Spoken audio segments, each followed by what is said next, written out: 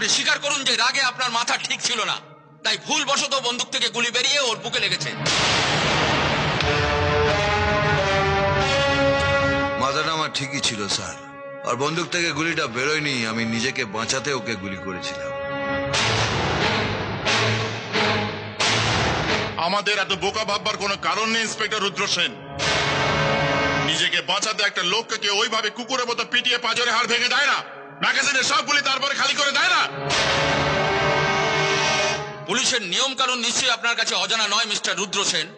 আপনি নিশ্চয়ই জানেন যে হামলাকারীদের প্রথমে ওয়ার্নিং দিতে হয়, তারপর শূন্যে গুলি ছুটতে হয়, তারপর পায়ে।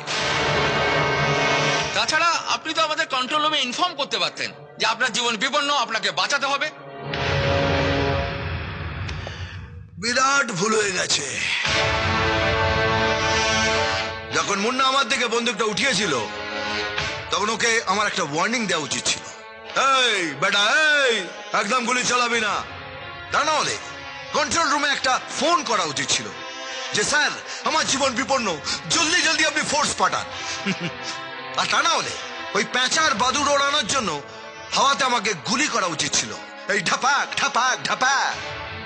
আর ততক্ষণে মুন্না ঘোড়াটা টিপে দিয়ে আমার শ্মশানের টিকিটটা কেটে দিত, আর আপনারা আমাকে শ্মশানে নিয়ে গিয়ে বন্দুকের সালামি দিতেন আর হাফ ডে ছুটি কাটাতেন।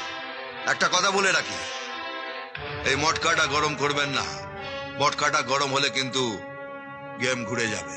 Shut up! ভেবে চিন্তা কথা বলুন। এখানে কেউ আপনার ইয়ার দোস্ত নেই, সবাই আপনার সিনিয়র। আমার 14 পুরুষের ভাগ্য ভালো যে আপনাদের মতো কেউ আমার ইয়ার দোস্ত নেই। This is insulting sir. এরপরে যদি ইন্সপেক্টর রুদ্র সেনকে পুলিশ ডিপার্টমেন্টে রাখা হয় তাহলে ডিপার্টমেন্টকে আরো বড় ক্ষতির জন্য তৈরি থাকতে হবে।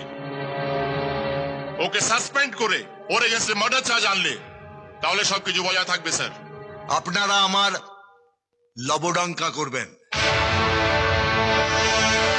কুকুর আর বেড়াল